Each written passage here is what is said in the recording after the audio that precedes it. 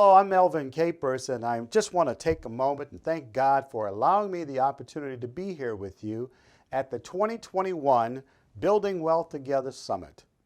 I'm truly excited to be here, especially at a summit that has as its headliners General Larry Spencer and Dr. Cheryl Wood. But I truly am honored to be here with each and every one of you.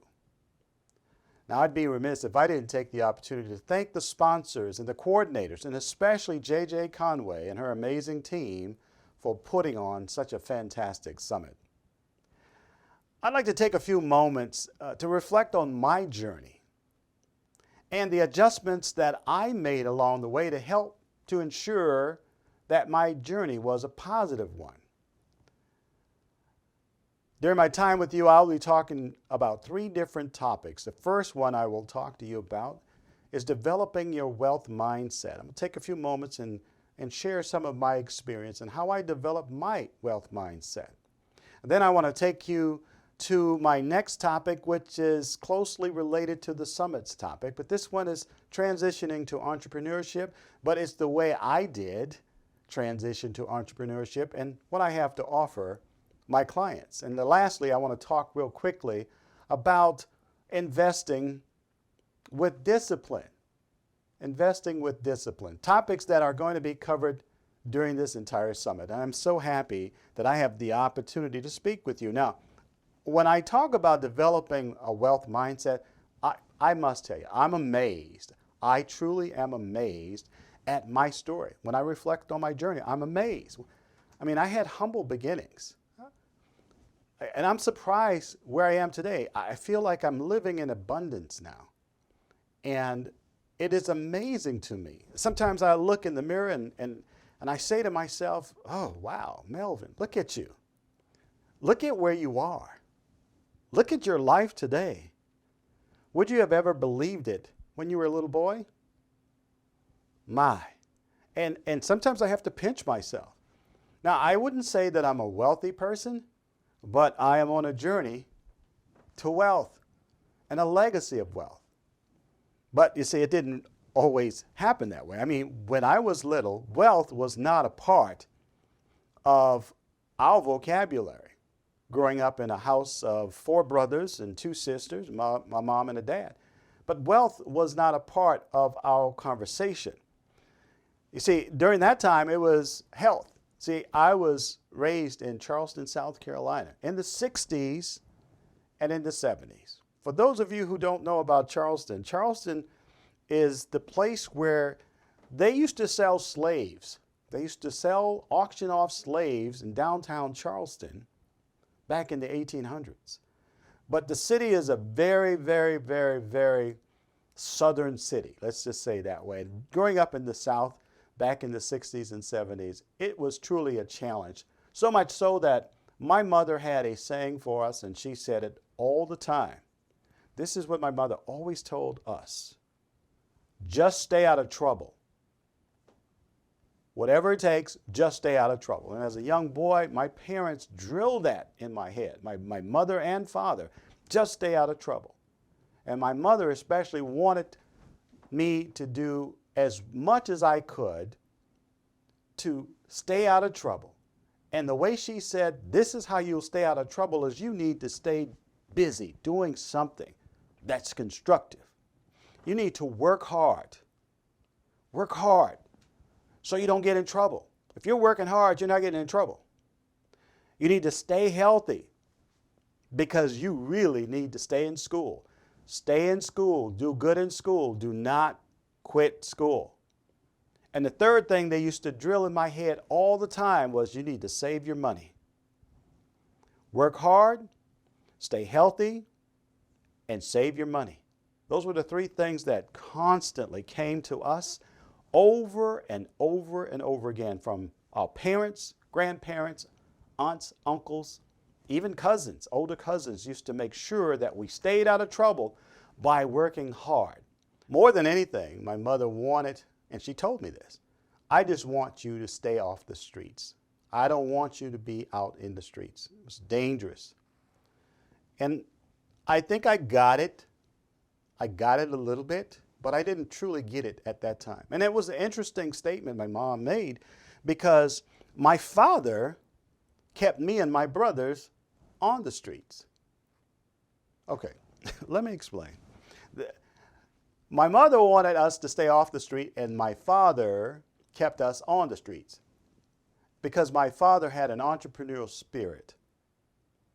You see, my father, in the 70s, my father owned a pickup truck.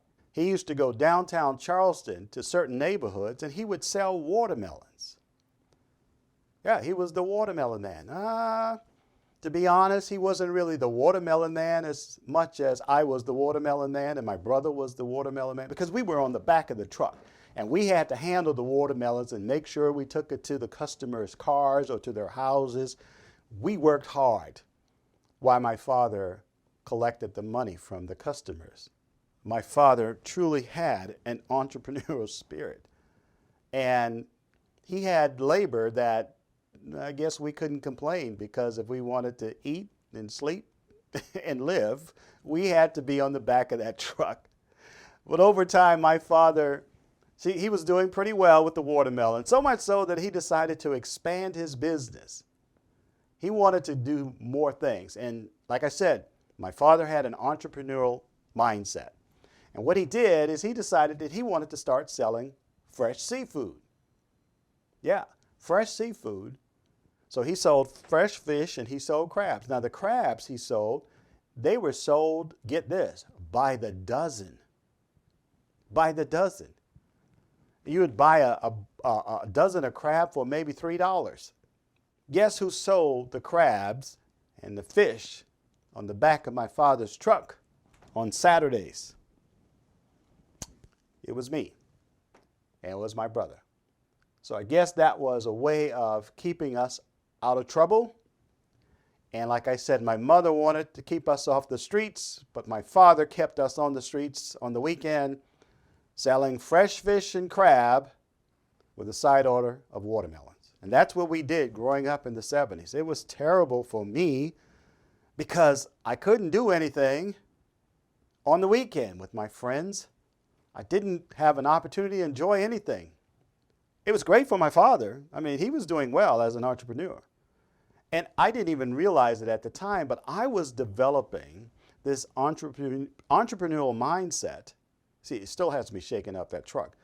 This entrepreneurial mindset of being able to sell something and receive money in return. Now, my father didn't make tons of money selling fish, but he did this every weekend. Every weekend he sold fish. Every week, his sons had to get ready to get on the truck to go out in the streets of Charleston in certain communities to sell fresh fish, crabs, and watermelon as a side. I hated being out on the streets hustling food, seafood, and watermelons with my dad. I mean, my friends just teased me so badly. There is no such thing as a social life when you're a young child, when you're a teenager. But listen, there's time to play.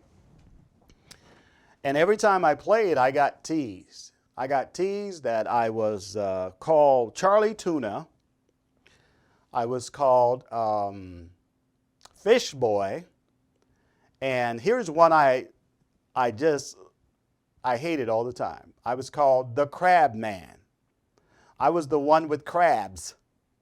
And it just drove me crazy because I was always around fish and I was always being teased by my peers and my so-called friends. So I hated it. Here I am, a 15-year-old boy, and I'm complaining about the way my life is.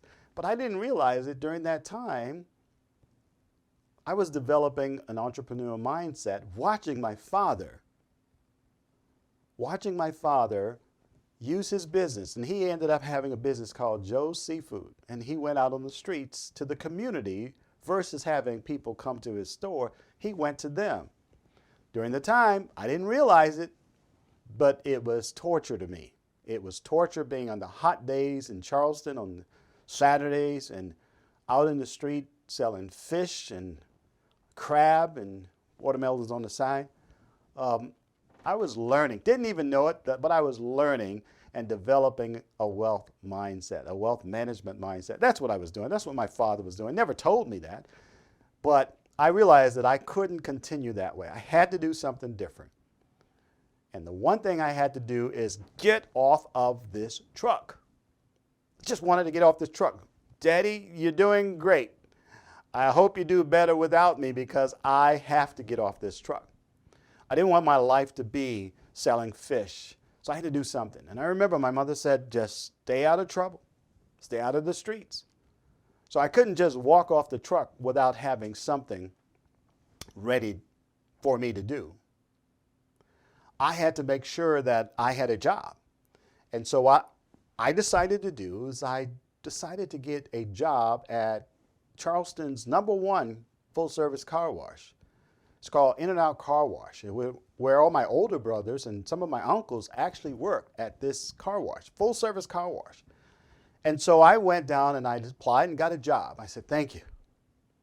Now, the job was a part-time job, of course, because I was still in school. So I made sure that I worked on Friday evenings after school, all day Saturday and all day Sunday, because I did not want to get back on that truck.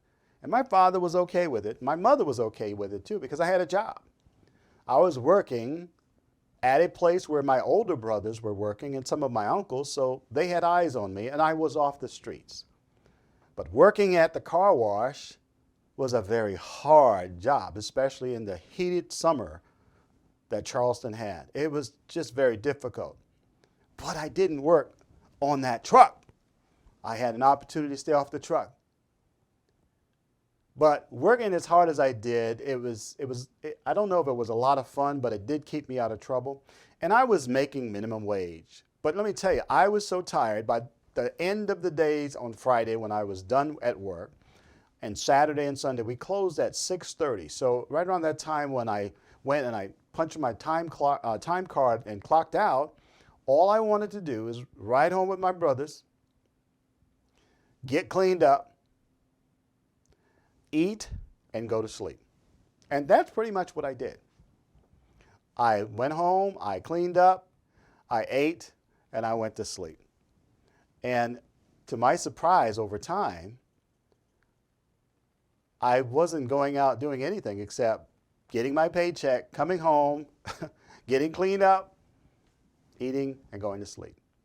And over time, I actually was building up some money because the money I got from my job, I stashed in my drawer, my sock and underwear drawer.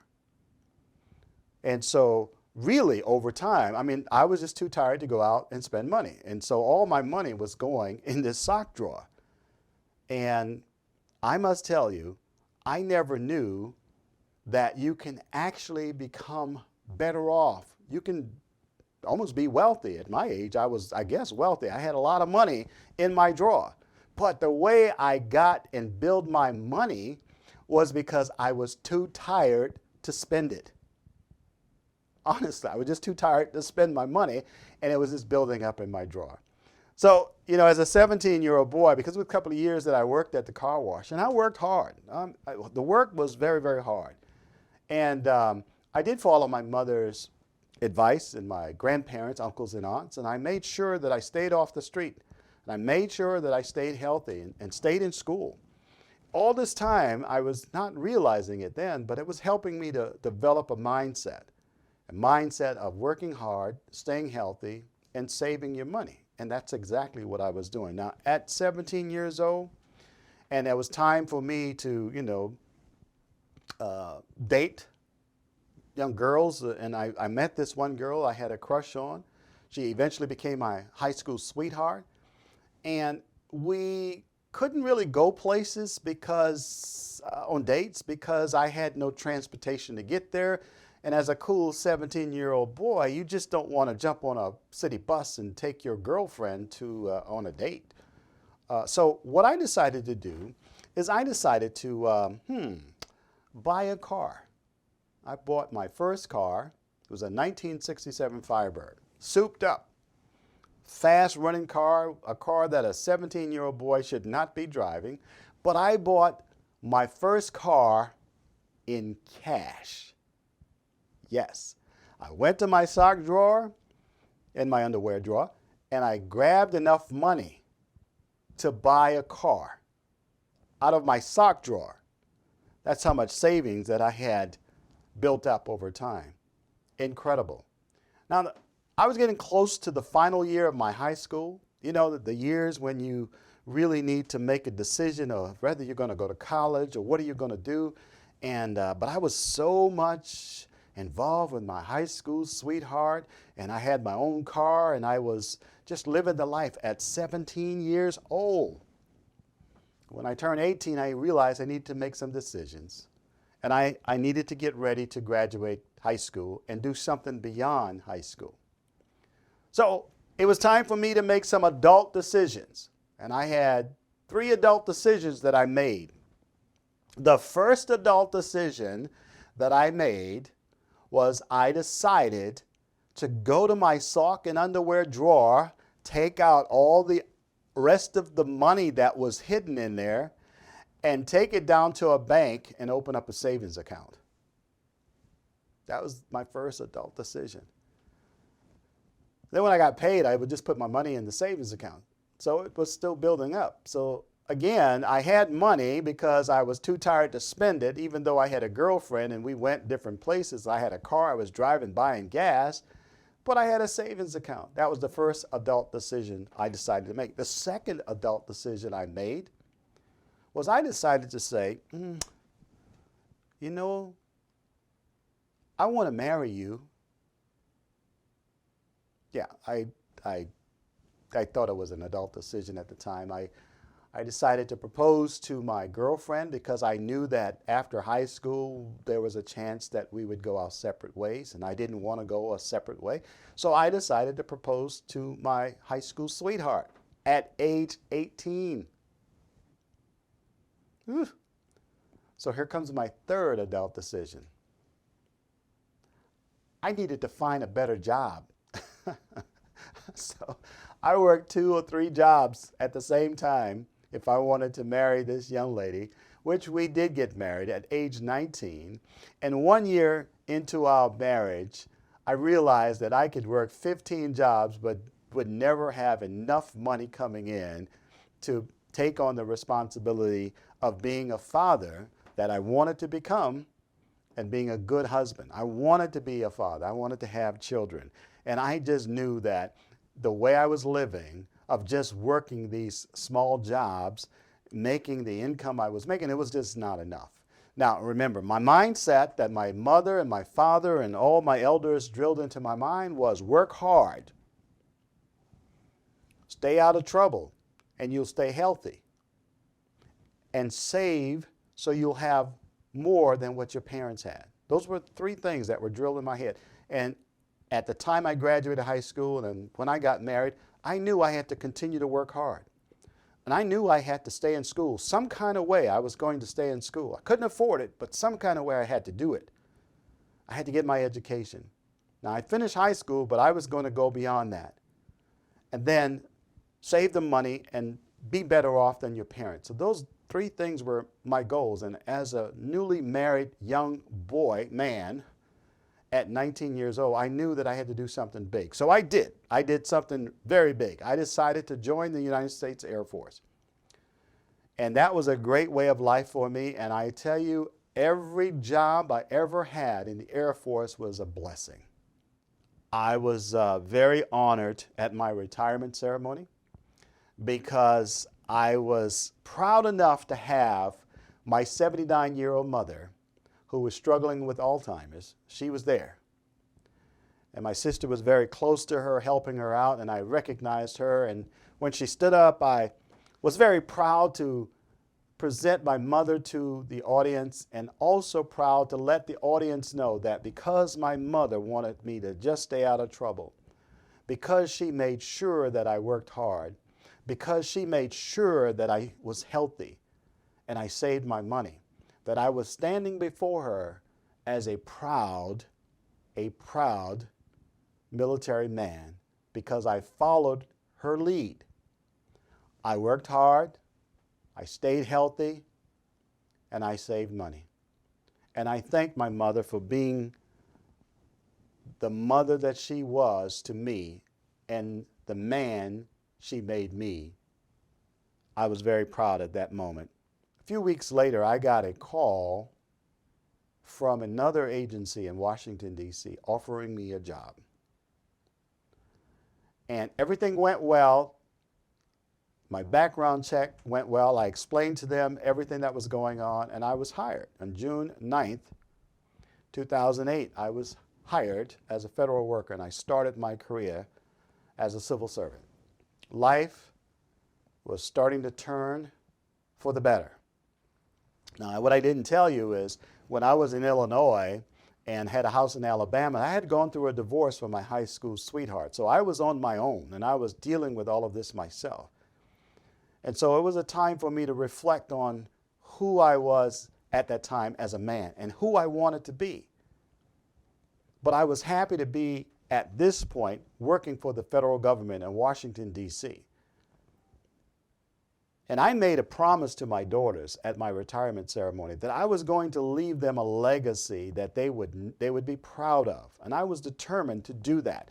And a part of leaving them a legacy, in my mind, was to leave each one of them a house if I was to ever leave this world. I had a house in Illinois. I had a house in Montgomery, Alabama. And I was renting a house in Alexandria, Virginia at the time.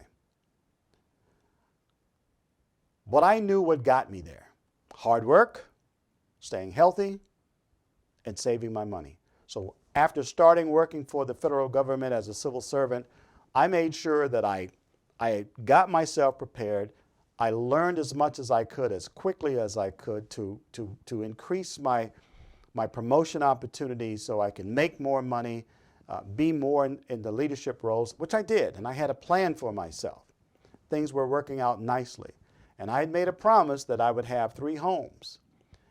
I will tell you, 6 years after starting my job with the federal government, I closed on my 3rd house in Maryland.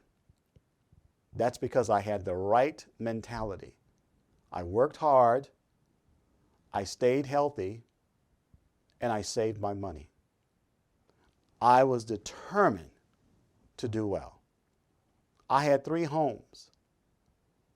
And that's why I said, I stand in the mirror and I can't believe it. I said, you actually made a goal for yourself to own 3 homes, and you own 3 homes. And you have money coming in. And you're doing fine. Everything I have that I look at, I own. Because I make sure I have enough money in my accounts to do well. Based on the mindset that my mother and my father and my grandparents and my uncles and aunts, they kept embedding in my mind, make sure you stay out of trouble. And you can stay out of trouble by working hard, by being healthy, and by saving your money to make it a better world for you and your family. I followed that mindset. I developed that mindset over time. It is working for me. It works for me. I love my family for what they put me through, especially my father, for teaching me how to be successful as an entrepreneur. And now it's time for me to get to my next stage of my life, and that is the life I'm living now as an entrepreneur. So that's the second thing I want to talk to you about, is transitioning to entrepreneurship, because it was not easy. And as you know, if you're an entrepreneur, it's not an easy thing to do. It's a very, very frightening thing. And you want to make sure that you do it smartly. So let's talk about my journey as I transitioned into entrepreneurship. It wasn't easy because I'd always been taken care of by the Air Force, and as a federal civil servant, I was taking care of pretty much getting the government check coming in. So how am I going to be successful standing out there on my own? I had to decide what worked for me.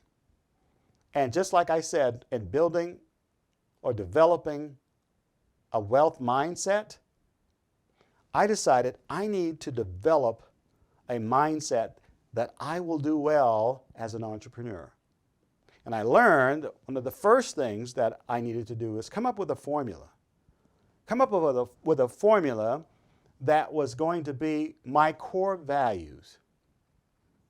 As I transitioned as an entrepreneur and wanted to start my business, I said, I've got to have a core value that I can always fall on, or I can basically lay down the foundation of everything I do. That formula was easy for me. That formula is, you work hard. You pay attention to your health. You work hard plus paying attention to your health together, and multiply that by your faith in God. And you will get service. You'll have service, and that is what it's all about. When you serve, you are successful. That is my core value. Working hard, staying healthy. My faith in God equals service, equals success. That is what I concentrate on. That is what I build my business foundation on. See, I had that mindset that helped me start it all off on the back of that fish truck, from the back of that fish truck to owning my own company. With that formula, I founded my own company, my own consulting company, and it's called Capers Consulting, but I do business as Capers Business Ventures. I call myself CBV Services because that's what I do. I serve. What I try to do is I help clients transform themselves to a level from where they are to the next level of excellence. And my focus is truly on the areas of communication, leadership, and team development. That's where I want to help my clients get to. Now, those are the three major areas: communications, leadership, and team development. But my entire business is all about helping people get to the next level. Helping my clients get to the next level. Whatever that means, getting to the next level is what I do with my clients.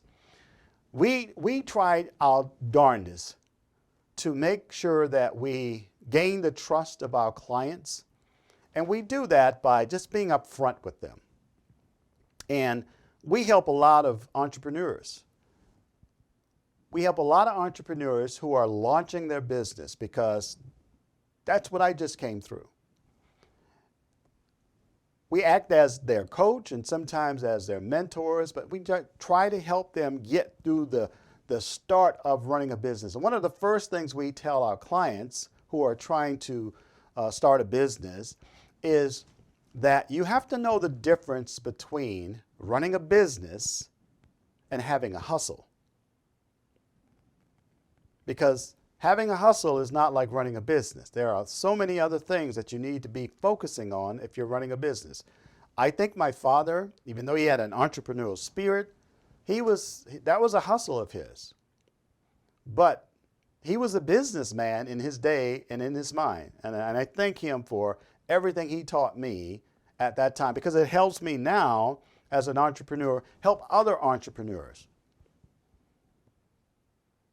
And when I talk about those three areas that became my core value, working hard and health and saving money, I share that with my clients as I'm sharing it with you.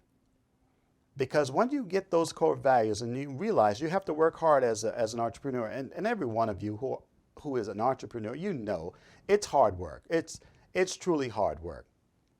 So I encourage you to develop a formula that you can follow on. But at the same time, I encourage you to have mentors and coaches, and have somebody who's been there, done that, to just kind of like, you might not want to do that.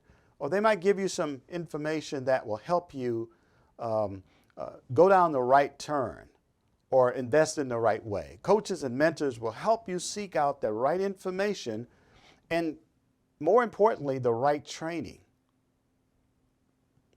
See, they've been there and they've done that. So when you're starting off as a new entrepreneur, a lot of times we think everything we see and everything that has training on it is what we need to better ourselves and better our company. Well, that's not always true. Let me break training down just quickly for you. The way I break the training down with my definition of training is simply this: to improve your knowledge, your skills, and your competencies. And I think each one of us will agree that if there's an opportunity for us to improve our knowledge, our skills, and our competencies, we should take advantage of it. But this is where a lot of folks lose themselves. When I say a lot of folks, I'm talking about the folks who are entrepreneurs, because what happens is they decide to start signing up for everything, signing up for all kinds of training because they're an entrepreneur. I need to take that training. I need to take this training. And I want to do this and I want to do that. All of that is great, but you have to know what training you need at that time, at the time where you are. You need to make sure that you invest your money in the right training for the right time. And I'm going to share something with you. I always try to tell my clients, you need to break it down. When it comes to training, let's break it down. I'm going to show you. And what I tell them is I want you to get a piece of paper, and on a piece of paper, write a big T, a T square. And I'll show it to you right here. Just write down a big T square. And when you write that T square on the left side, the top left side, what I want you to do is write myself. Okay? And then on the right side, write my business. And what you want to do when it comes to training, the training under myself has everything to do with your self-development. And what I mean by that is if you need to have more courses to learn how to speak before an audience, that's the training you need to put over there. And that's the training you need to focus on first. If you need to develop training to learn how to build up your self-confidence in a meeting, or learn how to network better, or just training that helps you become a better you. The training for your business might be task specific, like keeping books, doing taxes, social media. For many of us, social media is a challenge. And that might be training that you would need for your business. But if you really have some weaknesses and some areas that you'd like to improve self-development wise, under the myself column, prioritize your top 3. And then focus on the training there. And determine what training you need and when you need it. Now, I hope this was helpful for you, because what you need to do is you need to make decisions on training, because you're going to invest your money in the training. And you don't want to be putting money somewhere. You can put tons of money on different types of coaching plans and doing this for your business, but if you still have some issues about speaking before an audience or your writing skills or what have you, you really want to focus on building that up as an entrepreneur, because at one point or another, you are going to have to speak and write and communicate to people. So that's why you want to take the time to do the training. At CBV Services, we do training. We focus on training. Actually, I have a webinar that I have in the queue that's going to be broadcast real soon, talking about the 3 tips of speaking before an audience of 5 or 500. So we'll talk on that webinar and share with you, how do you get yourself to a point to speak before an audience of 5 or 500? And recently we've completed a training bundle. I call it a training bundle, where it is a 3-day workshop where I've actually bundled together training topics in the diversity, equity, and inclusion arena. I've bundled this together, and it has 4 parts. And what we want to do is we want to train the diversity, equity, inclusion by starting off with the communications part of it. And what I mean by that is understanding why you communicate the way you communicate. And the way you do that is understanding a little bit more about yourself. So we take a look at some behavioral assessments. We do masterminds. We do more than one mastermind. We do dialoguing about diversity and equity and inclusion topics, those difficult discussions we have. I put it all together in this workshop, and that's a part of the training. But I'm just giving you examples of the types of training that you should be looking for, that you should try to get involved with: leadership training, communications training, diversity, equity, and inclusion type training, anything that can help your business actually get to the next level. We offer that at CBB Services. So, and I'm going to share with you how you can get in touch with us. But I do want to talk about, real quickly, another area when you're talking about transitioning to entrepreneurship. I believe that a part of your life as an entrepreneur, you need to write your book. You need to write your book. Let's face it, each one of us has a story. I've always told my clients it's a shame that most of the times we don't find out about a person's story until we read their obituary. There's no need to wait. Each one of us has a story. And you should tell your story. You should tell your story. Everyone should have a book on the life of you. And listen, we help clients do that through our podcast. We have a podcast that we bring on and that I help folks. I actually invite my clients on who want to come on my podcast, and I try to get them to come on and say, if you have a business, if you want to connect with the world, you need to come on my podcast. My podcast is called the Capers Business Ventures Connect Podcast with Mel Capers. I invite each and every one of you to go out there and find my podcast on whatever podcast directory that you listen to. Subscribe with me, and you'll hear some fantastic stories by some fantastic entrepreneurs. I have authors who've been on, and they've told my audience how did they get to that point. I even had on an entrepreneur who owns a publishing company. She and I are very good friends now, and we're actually partners. And a part of her publishing company, what she does is when she gets clients, she actually refers the clients to my podcast so we can schedule a time for those clients to talk about their books. But what if you don't have a book yet? Here's what I offer clients. Sign up for my podcast. Come on as a guest. We'll talk about your life, your journey, your business. And here's what I'll do. I will give you the transcript of that podcast episode as a part of you coming on the podcast. It's a part of the deal. And once you get that transcript, guess what? You've got the first initial draft for your manuscript for your book. You can use that. I invite you to come on the podcast more than once so we can just continue to write the book over the airways. And at the same time, people will know who you are, and they know that you're writing a book. We help people level up. That is what we do at the Capers Business Ventures. We do it by just saying, we're here to serve you. We're here to help you. And I do want to share with you that we also have a community. It's called the Capers Business, it's called the CBV Level Up Community. It's a level up community. So I invite clients, I said, if you want to come in and you want to have one-on-one coaching, you want to have real good coaching, you want to be in a community, in an environment where there are others at your level, then sign up for my community. Come on into my community.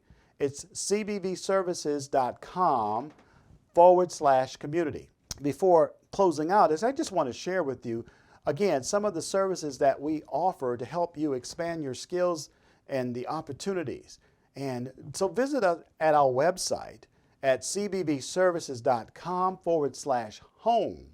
You'll be directed to the 4 areas where we focus our business and we help clients level up. We do the coaching, the speaking, and the training, and I do have online courses. And so it's all about leveling up. It's all about you, the client. And here's my contact information. If you want to get in touch with me, please send me an email at melvin.capers@cbbservices.com. You can call me at my 1-877 number, 228-0011. But please, please, please, please consider joining our community. You'll be happy you did, because there's going to be great opportunities. I talked to you about my friend who's a publisher. She's a member of this community. If you want to learn some information about publishing a book, there's an opportunity for you to do there, as well as coming on my podcast, being a guest there, listening to all my podcasts. You can do it now by signing up as a listener from the Capers Business Ventures Connect podcast. We are here to help level you up. That is what our business is all about. Having the right mindset, getting you ready to transition to entrepreneurship, and not only that, being a successful entrepreneur. That's where we provide the services for you.